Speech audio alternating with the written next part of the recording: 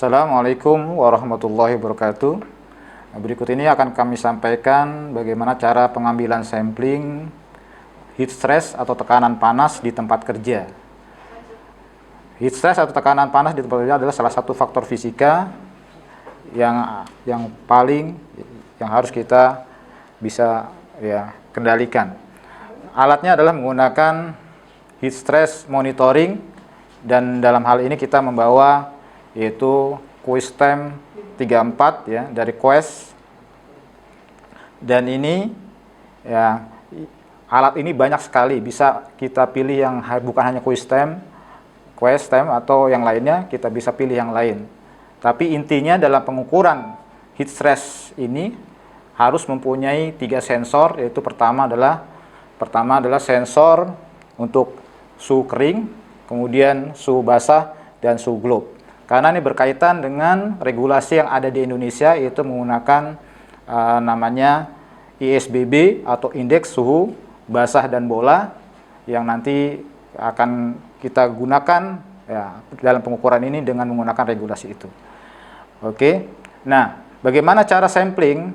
Sampling kita menggunakan SNI 16761 tahun 2004, dan kita syarat-syaratnya adalah tadi dia mempunyai sensor untuk suhu kering antara min 5 sampai 50 derajat Celcius, kemudian suhu basah antara min 5 sampai 50 derajat Celcius, dia bisa membaca dari min 5 sampai 50 derajat Celcius, dan dia juga mempunyai untuk yang suhu bola min 5 sampai 100 derajat Celcius.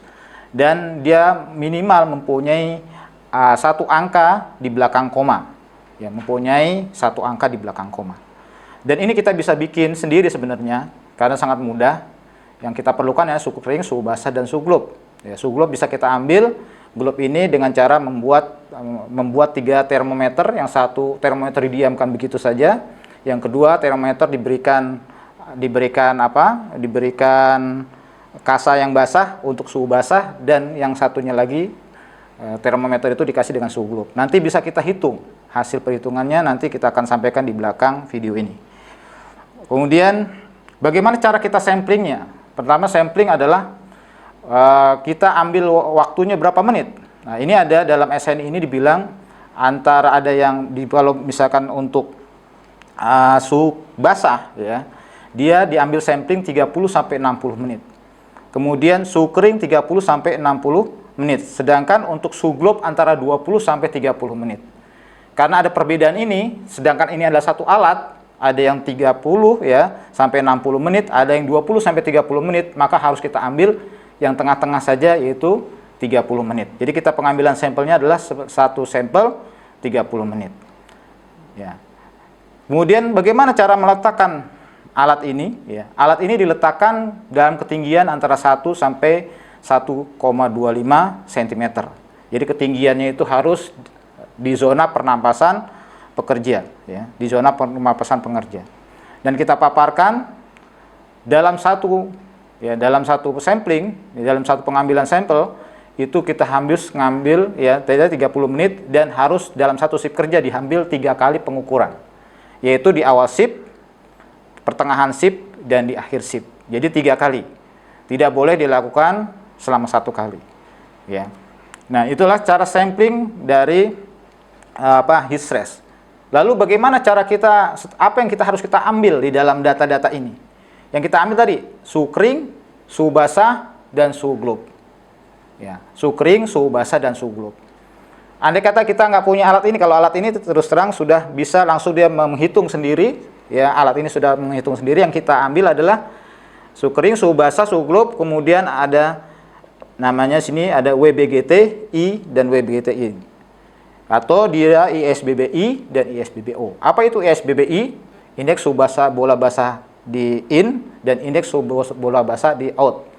Jika kita nanti mengukur, kita mendapatkan hasil, kita ambil suhu kering, suhu basah, suhu globe, maka data yang kita ambil tadi kita bisa menggunakan perhitungan.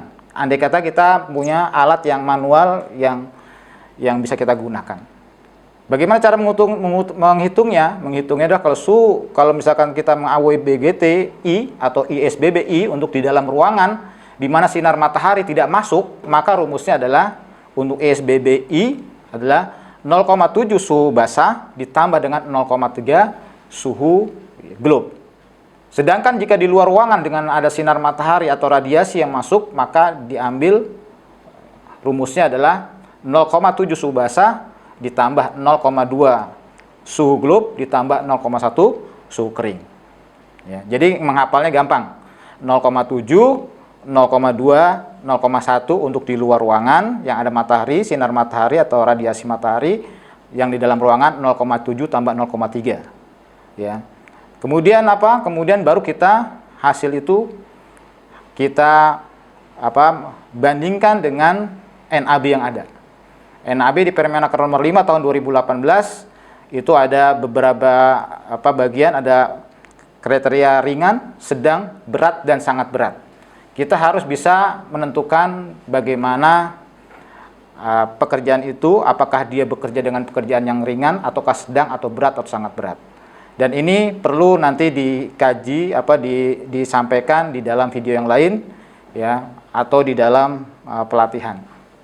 Ya. Itu adalah cara pengambilan sampel ya untuk heat stress. Cukup mudah bukan? Nggak terlalu sulit ya. Tetapi nanti ya, dan ini juga kita bisa bikin lagi nanti di luar ya, bikin alat sendiri karena alat ini kalau kita beli memang agak mahal ya. Maka kita bisa memodifikasi sendiri, yang penting ada suhu kering, suhu basah, suhu globe. Demikian saja mungkin yang bisa saya sampaikan cara pengambilan sampel untuk ya iklim kerja atau heat stress. Dan perlu diperhatikan juga ini banyak kesalahan-kesalahan karena memang di lapangan tidak semudah seperti di SNI ini. Kesulitannya apa di sini dalam pengukuran? Kesulitannya adalah ketika kita harus mengukur dalam suatu tempat itu 3 kali pengukuran, yaitu di awal shift, pertengahan shift, dan akhir shift. Dan itu tidak mudah dilakukan, terutama oleh kita. Ya, di awal, di pengukuran 3 kali. Kita tahu bahwa banyak sekali kesalahan-kesalahan dalam pengukuran yang nanti akan saya sampaikan bagaimana kesalahan-kesalahan pengukuran itu di materi yang lainnya dalam pengukuran ini. Ya. Misalkan, ya, ketika kita berpindah, ini salah satu contoh, berpindah dari suatu tempat pengukuran ke tempat pengukuran yang lain, yang perbedaan suhunya sangat tinggi, maka waktu 30 menit tidak mencukupi untuk melakukan pengukuran. Misalkan kita mengukur di luar ruangan dengan suhu 37 derajat Celcius. Tiba-tiba kita mengukur dalam ruangan yang ber-AC yang suhunya sekitar 23, 25. Maka 30 menit tidak cukup. Maka itu harus lebih lama dari 30 menit. Itu adalah salah satu ya cara pengukuran, dan kita harus hitung dalam keadaan yang stabil.